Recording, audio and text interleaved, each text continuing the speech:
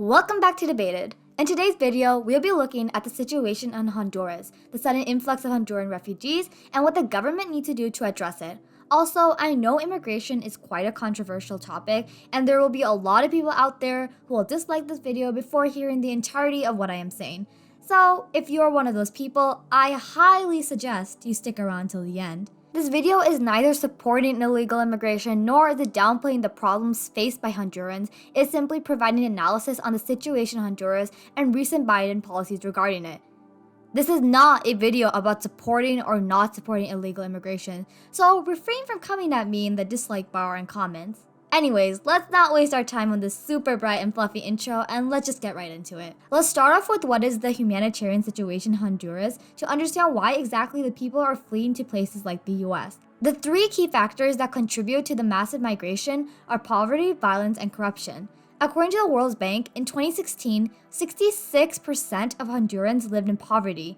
The situation has worsened through the COVID-19 pandemic, causing existing jobs to vanish. Correspondingly, interviews of Honduran asylum seekers show that the lack of job opportunity is one of the primary motives for migration.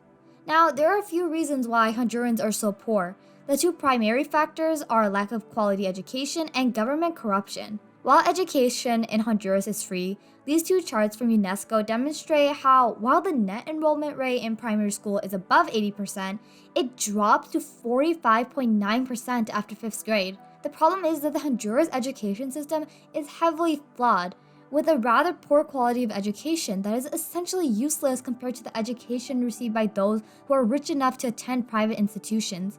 That means, for the poor average Honduran, sending their children to school after a certain point makes no financial sense, as they might as well keep them at home to earn money for the family. The flawed education system traps Hondurans into poverty because their children do not possess the education to move up in society. The flawed Honduran education system points us to government corruption. Any funds that could be used to fix this education system is eaten up by greedy government officials. A report published yesterday by the Congressional Research Service relayed that several analysts have found that Honduran officials and legislators have directed significant amount of state resources for themselves and political campaigns.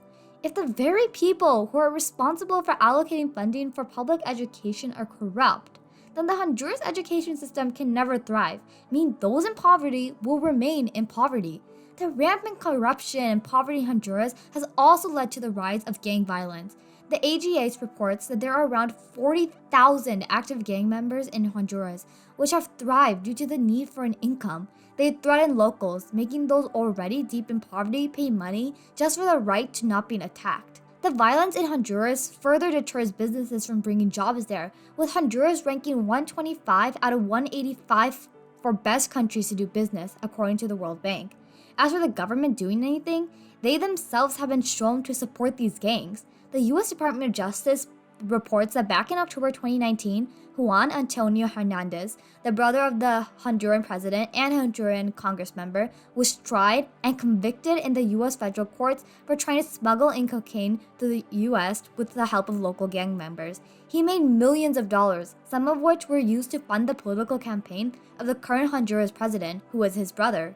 Now, it's already a major problem that a family member of the president and congressman were working with gangs to smuggle cocaine. But it's a much bigger issue and a red alert for corruption. The leader of the country used drug money to fund his campaign. So clearly, the government there is corrupt. They simply do not care for their people. Poverty-stricken Hondurans are left fighting their poverty without any way to pay for an education, while being constantly under threat by gang members. Now, these problems have existed in Honduras for years now. So why exactly are we seeing a sudden influx in people trying to come to the US right now? Well, it can be attributed to the recent change in administration, specifically Joe Biden becoming president. If you follow American politics, you are well aware of the sharp contrast in former President Trump's policies and President Biden's. Whereas Trump was very against illegal immigration, promising to build a wall between the US and Mexico, and trying to end DACA, Biden has done the very opposite by suspending the wall and making DACA even stronger. Therefore, it is no surprise that the recent change in administration has fostered hope in Hondurans that they will now be greeted with refuge in the US. Unfortunately for Hondurans, they have faced an obstacle to them reaching the US: Guatemala, Mexico, and Honduras itself.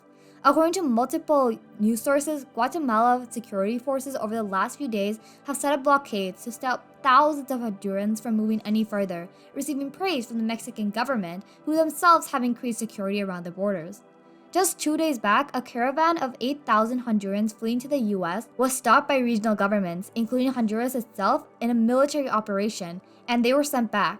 So, despite the efforts of these escapees, they have been thwarted by governments in between them and the US, as well as Honduras itself. So, how has the US reacted to all of these Hondurans trying to enter?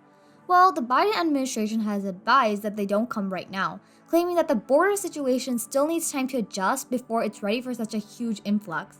However, despite this, the Biden administration seems to have taken steps to help Hondurans by taking away their need to come to the US under the US Citizenship Act of 2021. This bill allocates $4 billion over 4 years to helping decrease poverty, violence, and corruption in El Salvador, Guatemala, and Honduras. Now, while this act may seem to be a great solution, it helps both sides of the immigration debate by consoling those who worry about the conditions Hondurans face and those who worry about the effects of illegal immigration. It is fundamentally flawed. Now, during my analysis of the situation in Honduras, I attributed a lot of Honduras' problems to a corrupt government. Therefore, for this act to have any impact, it must make solving corruption a high priority. If it simply continues without that, then we will see the government not use those funds correctly, as they are known for embezzling funds that are supposed to be for the public. Now, while this bill says it will solve corruption, the how of it is practically impossible with the current situation in Honduras. Who will this money go to? The government. But what is the government? Corrupt. For this bill to work, the leaders of the Honduras government have to be willing to cooperate. But recent efforts to get their cooperation has failed due to the fact that the president himself doesn't want the corruption investigated.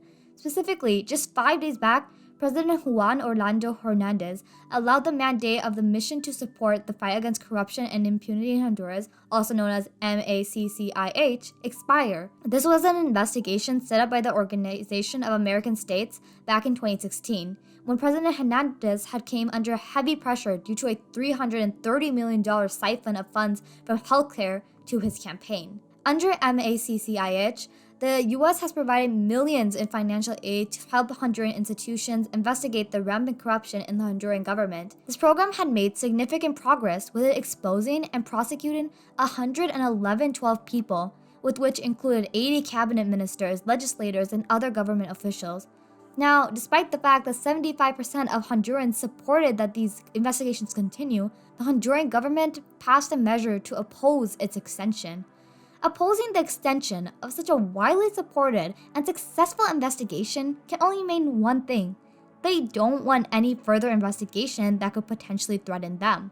So, if anti-corruption measures have no support within the Honduran government, the Biden plan to address corruption can't do anything because he clearly won't get support from the Honduran Congress or the president. If he were just to use those funds for aspects other than corruption, well, that money would be flowing through a corrupt government.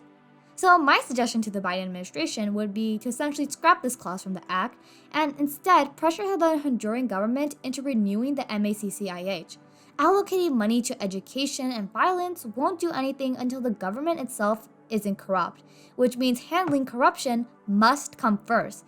There's no point of wasting taxpayer money on a government which will simply embezzle it for itself. Thanks for watching this debated video. I hope you enjoyed this analysis on the situation in Honduras. Please remember to give this video a like and subscribe for weekly videos. Also, if this video goes viral for some reason and you are from the Biden administration and are watching this, hire me as a research aide. All jokes. Unless. Okay guys, thanks for watching. I will see you next time.